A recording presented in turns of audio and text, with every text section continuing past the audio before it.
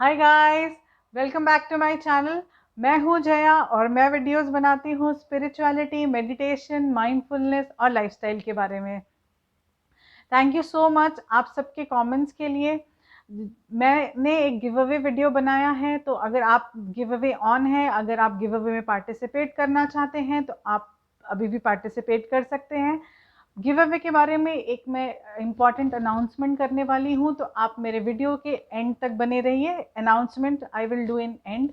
और अब आप मुझे इंस्टाग्राम पे भी फॉलो कर सकते हैं। मेरा इंस्टाग्राम हैंडल है jaya_gupta_31 और मैं लिंक डिस्क्रिप्शन बॉक्स में नीचे ज़रूर डाल दूँगी।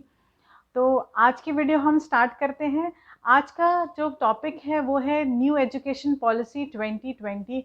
तो हमारे प्रधानमंत्री ने बहुत अच्छा एक न्यू एजुकेशन पॉलिसी लाया है और आई एम रियली ग्लैड। जो बहुत इम्पॉर्टेंट था, हमारा एजुकेशन सिस्टम रिफॉर्मेंट की बहुत ज़्यादा ज़रूरत थी, तो द टाइम हैज़ कम। तो मैंने सोचा कि क्यों ना मैं कुछ टिप्स, कुछ चीज़ें जो इसमें हैं उसको बहुत सिंपल शब्दों में आपको समझा सकूं। तो ज़रूर बताइएगा मुझे कमेंट सेक्शन में आपको कैसी लगी ये वीडियो। पसंद आए तो इसे लाइक कीजिएगा, चैनल को सब्सक्राइब कीजिएगा और वो बेल बटन ज़रूर प्रेस कीजिएगा। So let's get started. तो जो सबसे पहली चीज़ हमारी new education system reform policy में आई है वो है कि there is a no language barrier. तो इस बार रीजनल लैंग्वेजेस के बारे में बहुत बात कही गई है। रीजनल लैंग्वेज को प्रमोट करने की बात कही गई है। क्लास 5 तक के बच्चों को रीजनल लैंग्वेज में पढ़ाने की बात कही गई है, which is a very good step as per me. क्योंकि क्या होता है, जब हमारे जो रीजनल, जो ट्राइबल छोटे रूरल एरियाज़ हैं, वहाँ पे हिंदी या इंग्लिश अभी भी बहुत अच्छे से नहीं बोली जाती है। तो जब रूरल लैंग्वेज की बात कही जाती है, रूरल लैंग्वेज में पढ़ाने की बात कही जाती है, तो मेरे ख्याल से एनरोलमेंट रेट और रिटेंशन रेट दोनों ही बहुत अच्छा बना रहेगा। जो नंबर 2, जो दूसरा रिफॉर्मेंट है जो बहुत ही अच्छा है, वो है मल्टी डिसिप्लिनरी एजुकेशन। तो उसका क्या मतलब है कि जो ब्रॉडर चॉइस ऑफ सब्जेक्ट्स रहेंगे, जैसे कि हमारे यहाँ पहले मेरे टाइम में और अभी तक है, साइंस, कॉमर्स, आर्ट्स, ये 3 डिफरेंट जॉनर्स हैं। और आप अगर साइंस के स्टूडेंट हैं, अगर आपको केमिस्ट्री पसंद है तो आप ज्योग्राफी या हिस्ट्री साथ में नहीं पढ़ सकते। लेकिन अब ये सारे बॉर्डर्स हटा दिए गए हैं। तो अगर आपको कोई सब्जेक्ट बहुत पसंद है और वो डजेंट मैटर कौन से फील्ड में आता है, वो साइंस में आता है, और अगर आप अकाउंट्स भी उसके साथ लेना चाहते हैं तो आप ले सकते हैं। हो सकता है आपका कोई फैमिली बिजनेस हो और उसमें आप अकाउंट सीखना चाहते हो, बट आपका फेवरेट और आप फिजिसिस्ट बनना चाहते हैं, तो you can still do that. और इसका सबसे अच्छा एग्जांपल मैं देना चाहूँगी। मैंने जो एप्पल के फाउंडर थे स्टीव जॉब्स, उन्होंने एक बात कही थी कि जब वो स्टैनफोर्ड में थे, I think Stanford, he talked about कि when he didn't like one of his classes, तो what he did is he took a calligraphy class to bunk those that class. तो वो जब कैलीग्राफी क्लास में जब वो जाने लगे, देन ही realise the beauty of aesthetics, की राइटिंग्स की कितनी ब्यूटी और कितना ये इम्पैक्ट करती है किसी भी चीज़ को। तो उन्होंने, उससे पहले तक कंप्यूटर्स में सिर्फ एक फॉन्ट साइज हुआ करता था, लेकिन just because Steve jobs took that calligraphy class, he introduce different fonts in are computer system. तो एक ब्रॉडर चॉइस ऑफ सब्जेक्ट्स दिया गया है, which is very good for each and every student. जो तीसरा पॉइंट है वो ये है कि multiple entry and exit points. तो आप ने अपने फैमिलीज़ में या अपने घर के आसपास में ज़रूर देखा होगा कि बहुत सारे बच्चे होते हैं जो अपने एजुकेशन कंप्लीट नहीं कर पाते, कभी चाहे फैमिली की वजह से, कुछ फैमिली रीजंस की वजह से, कभी हेल्थ इश्यूज़ की वजह से, कभी फाइनेंशियल इश्यूज़ की वजह से। तो ये जो multiple entry and exit points डाले गए हैं, जिससे कि अगर आपकी 4 साल की पढ़ाई है, आप 2 साल कंप्लीट करके फिर आप छोड़ सकते हैं, फिर आप उसके बाद 2 साल की फिर से रिज्यूम कर सकते हैं, विच is a very good thing for every student. और एक एकेडमिक बैंक ऑफ क्रेडिट बनाया जाएगा, जिसमें उनकी डिजिटली उनके मार्क्स रिकॉर्ड किए जाएंगे, तो विच is a very good step. जो नंबर 4 है वो है सिंगल रेगुलेटर्स। तो अगर आप बात करें मेडिकल और लीगल कॉलेजेस को छोड़ के, और सारे जो प्रोफेशन और सारे जो कॉलेजेस आते हैं वो they will come under one body. पहले था AICT, फिर उसके बाद NCERT, फिर UGC, और ऐसे बहुत सारे रेगुलेटर्स थे, जिसकी वजह से बहुत रेड टैपिज्म था और बहुत टाइम लगता था सर्टिफिकेशंस के लिए। तो अब ये सारी चीज़ें हटा दी गई हैं और सिर्फ एक सिंगल बॉडी बनाई गई, विच is a very good step again. ये बहुत सारे फॉरेन कंट्रीज़ में फॉलो किया जाता है और ये अगर हमारे देश में भी फॉलो करते हैं तो I think it's a very good step. और नंबर 5 जो है वो है vocational education from class 6, which is a very good step. क्योंकि अभी तक क्या होता है कि हम 12th तक पढ़ते हैं लेकिन हमें कोई वोकेशनल एजुकेशन की कुछ सिखाया नहीं जाता है। लेकिन इसमें जैसे वोकेशनल एजुकेशन में चाहे वो कोडिंग हुआ, चाहे वो कारपेंट्री हुई, चाहे वो गार्डनिंग हुआ, या जो भी इंटरेस्ट का होता है वो क्लास 6 ऑनवर्ड्स सिखाना शुरू कर दिया जाएगा।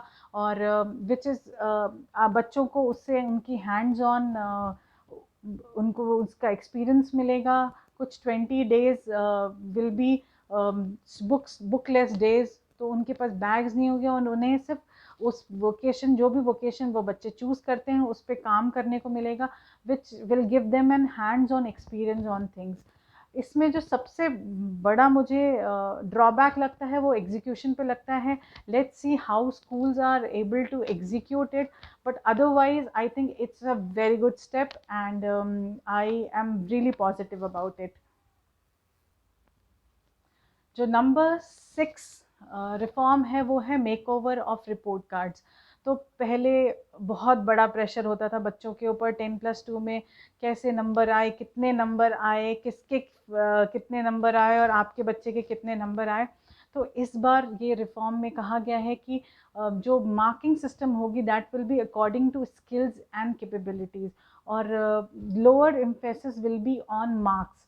तो मार्क्स पे कम एम्फेसिस होगा और आपके कैपेबिलिटीज़ और स्किल्स पे ज़्यादा ध्यान दिया जाएगा, विच is a very good way of producing lot of skills in people rather than promoting जो हमारा रटने का जो सिस्टम था उसको लेस प्रमोट करना और स्किल्स और कैपेबिलिटीज़ पे ज़्यादा प्रमोट करना, because that is the future.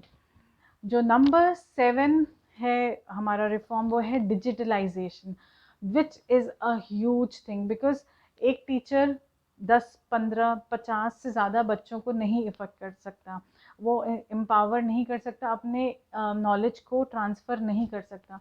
लेकिन अगर वो डिजिटलाइजेशन अगर होता है, अगर वो वीडियोस के थ्रू उसे मिलियंस के घर तक पहुंच सकता है, हर किसी एक के घर में वो पहुंच सकता है।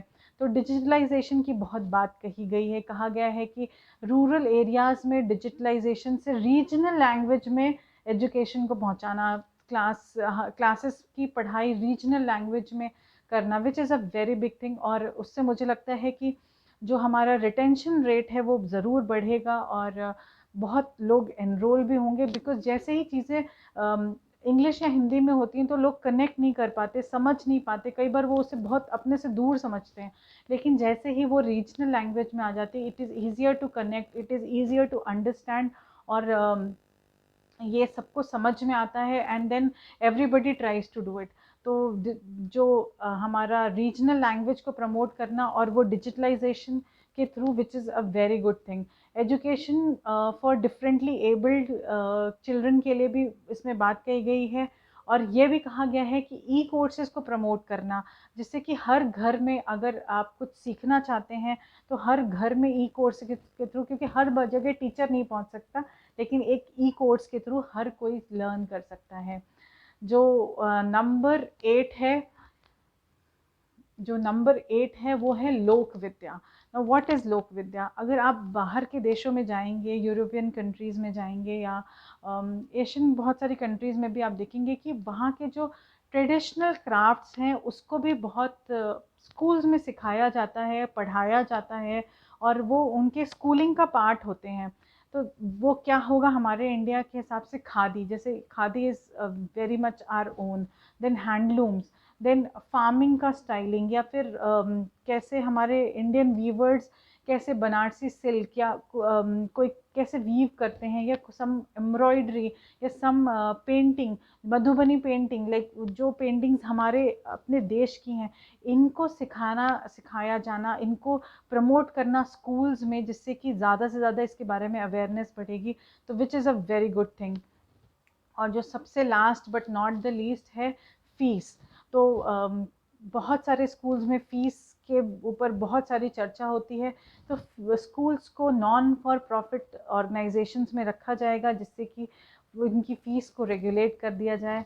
तो ये थे मेरे सारे जो पॉइंट्स मैं आपको बताना चाहती थी न्यू एजुकेशन पॉलिसी के।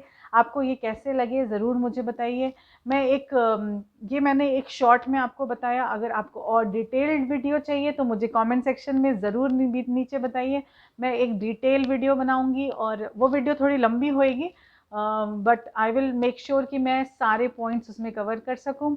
और जो लोग मुझसे गिव अवे के थ्रू, मैंने एक अनाउंसमेंट की थी कि आप अगर अपने सब्सक्राइबर्स आप किसी को भी बताते हैं कि ये चैनल के बारे में, और अगर वो आके सिर्फ चैनल को सब्सक्राइब करते हैं और वीडियो नहीं देखते हैं, तो यूट्यूब उन सब्सक्राइबर्स को काउंट नहीं करता है और आपकी मेहनत बेकार जाती है। मुझे तुरंत पता चल जाता है कि इन लोगों ने वीडियो नहीं देखा और वो सब्सक्राइब करके चले गए।